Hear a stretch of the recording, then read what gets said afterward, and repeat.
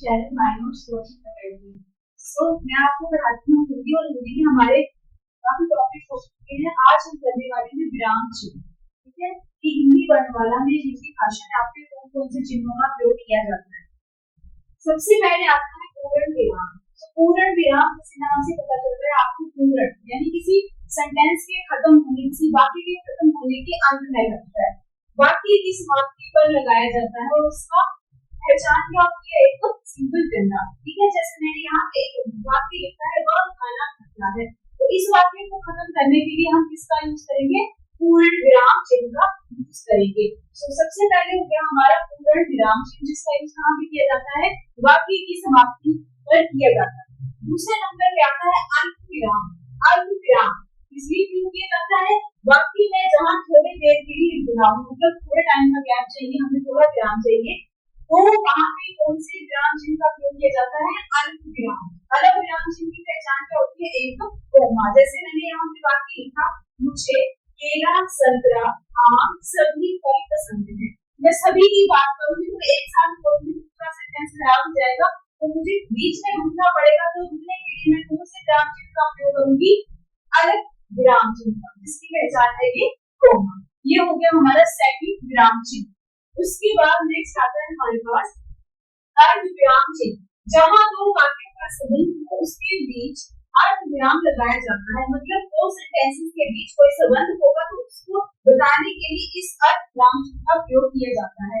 मतलब जैसे मैं इसको बोलूंगी, मैंने उसे बहुत समझाया, तो इस वाक्य जो है ये आधा इस वाक्य के साथ संबंध है इस वाक्य का। ठीक है, तो हम कैसे बोलेंगे इसको, मैंने उसे बहुत समझाया पर वह नहीं माना। तो इस बात को बताने के पहले मैं क्या करूंगी, संबंध बताने के लिए इस चिन्ह का प्रयोग करूंगी, जिसका क्या पहचान है, एक डॉट और नीचे कोमा, एक बिंदु और नीचे कोमा। तो ये हो गया अर्ध विराम। जहां दो वाक्यों का संबंध हो उनके बीच अर्ध विराम लगाया जाता है। नेक्स्ट आता है पूर्ण विराम चिन्ह, प्रश्नवाचक चिन्ह। प्रश्नवाचक जैसे आपको नाम से पता चल रहा है, जिसमें प्रश्न पूछा जाता है। ठीक है, जैसे वाक्य के अंत में लगाया जाता है, ये भी वाक्य के अंत में लगता है, लेकिन पूर्ण विराम कहाँ पे लगा था, एक सिंपल वाक्य, साधारण वाक्य के अंत में उसको खत्म करने के लिए यूज हो रहा था। लेकिन प्रश्नवाचक चिन्ह जो होगा वो कहाँ पे यूज होगा, क्वेश्चन करने के लिए, प्रश्न करने के लिए। ठीक है, जैसे आप कहाँ रहते हैं, जब मैं क्वेश्चन कर रही हूँ मैं यहाँ क्या यूज करूंगी, प्रश्नवाचक चिन्ह। उसके बाद नेक्स्ट आता है योजित चिन्ह। योजित चिन्ह के बारे में हमने पढ़ा था पहले कि योजित चिन्ह क्या होते हैं, एक छोटा सा डैश होता है, मतलब ये किससे थोड़ा सा छोटा होता है, निर्देशक चिन्ह के कंपैरिजन में थोड़ा छोटा होता है। तो इसका प्रयोग कहाँ पे किया जाता है, समानार्थी शब्द बताने के लिए, विपरीतार्थक या विलोम शब्द बताने के लिए, उन शब्द युग्मों के बीच जो है वो द्वंद्व और तत्पुरुष समास में यूज किए जाते हैं। ज्यादातर के द्वंद्व और तत्पुरुष समास में यूज किया जाता है। जैसे द्वंद्व में क्या होगा, मान लो रात होगी, यानी वो एक शब्द होगा वो दूसरे के ऑपोजिट होगा, विपरीत होगा, तो वहां पे भी योजित चिन्ह का प्रयोग किया जाता है। उसके बाद में जैसे एक जैसे शब्द होंगे वहां पे भी योजित चिन्ह का प्रयोग किया जाएगा। जैसे समानार्थी, पहले, रातों रात, हाथों हाथ, एक जैसे जो शब्द होंगे वहां पे भी योजित चिन्ह का प्रयोग किया जाता है। और यानी ऑपोजिट, माता पिता भाई बहन, उन शब्दों में भी इनका यूज किया जाता है योजित चिन्ह का प्रयोग। नेक्स्ट आता है विस्मयादि बोधक चिन्ह। विस्मयादि बोधक चिन्ह क्या होता है, कहाँ पे होता है, हर्ष, शोक, विस्मय, घृणा आदि भावों को व्यक्त करने के लिए इस विस्मयादि बोधक चिन्ह का प्रयोग किया जाता है। किसी के एक्सप्रेशन, इमोशंस बताने के लिए। ठीक है, जैसे हर्ष में तो आप क्या रिएक्ट कर रहे हो, शोक क्या रिएक्ट कर रहे हो, उसके बाद जो ये लगाया जाएगा इसको एक्सक्लेमेटरी साइन भी बोलते हैं। ठीक है, जैसे मैंने यहाँ पे एग्जांपल लिखा है, ओह कितनी गर्मी है, तो वो क्या उसका सडन एक्सप्रेशन आया, तो वहां पे यूज हुआ ये विस्मयादि बोधक चिन्ह। उसके बाद आता है सातवां निर्देशक चिन्ह। निर्देशक चिन्ह मैंने आपको बताया कि योजित का क्या होता है, थोड़ा सा बड़ा होता है योजित चिन्ह की तरह, थोड़ा सा लंबा होगा। इसका प्रयोग किसी कथन से पहले का उदाहरण जो संकेत करने के लिए किया जाता है। जबकि योजित चिन्ह का प्रयोग कहाँ पे किया जा रहा था, समानार्थी और विपरीतार्थी शब्दों को बताने के लिए किया जा रहा था। और योग निर्देशक चिन्ह, जैसे नाम से ही आपको पता चलता है, निर्देशक यानी निर्देश देना, निर्देश दिया जा रहा होगा किसी चीज की ओर, संकेत किया जा रहा होगा, तब उसका यूज किया जाता है। जैसे माँ कहती है सदा समेत में काम करना चाहिए, निर्देश किसके कारण दिया जा रहा है, माँ माँ के द्वारा दिया जा रहा है।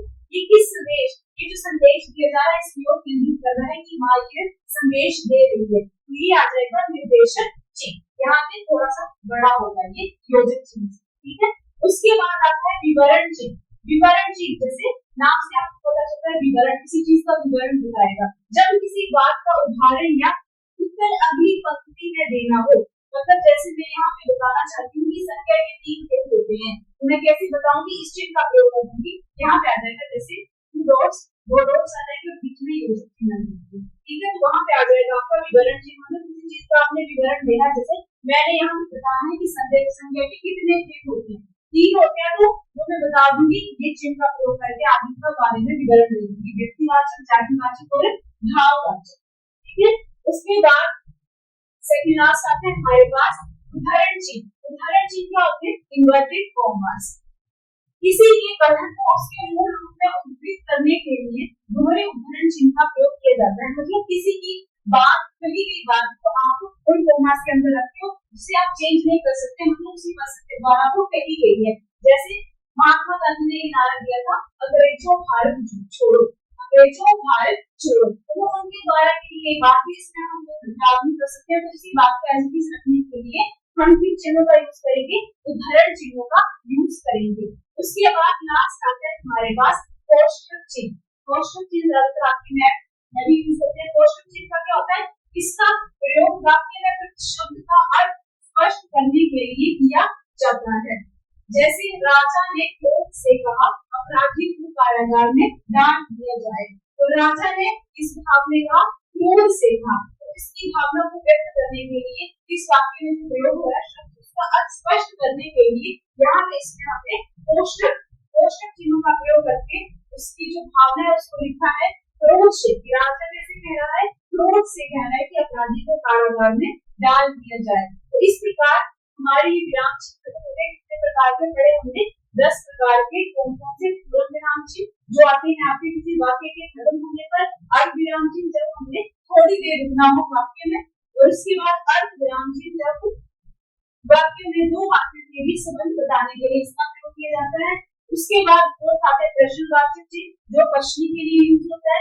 उसके बाद योजक चिन्ह, योजक चिन्ह कहाँ पे यूज होता है, समानार्थक विपरीतार्थक शब्दों युग्मों के लिए यूज होता है। जैसे एक दूसरे से ऑपोजिट होगा, ये दोनों एक जैसे होंगे। उसके बाद विस्मयादि बोधक आपकी भावनाओं को व्यक्त करने के लिए, जैसे ओ कितनी गर्मी है। उसके बाद नेक्स्ट पढ़ा हमने निर्देशक चिन्ह जो निर्देश बताने के लिए, जैसे माँ कहती है सदा सभी को काम करना चाहिए, तो ये निर्देश दिया जा रहा है, ठीक है। उसके बाद आता है विवरण चिन्ह जो विवरण करने के लिए, जैसे संख्या के 3 भेद होते हैं, व्यक्तिवाचक, जातिवाचक और भाववाचक। और उसके बाद से लास्ट में हमारा उदाहरण चिन्ह इन्वर्टेड कॉमास, जिसमें कहीं कई बात को वैसे का वैसे ही रहने दिया जाता है, ठीक है। उसके बाद लास्ट आता है कोष्ठक चिन्ह जो क्या जो वाक्य में शब्द दिए जाते हैं उसके भाव को प्रकट करने के लिए। राजा ने क्रोध से कहा कि अपराधी को कारागार में डाल दिया जाए।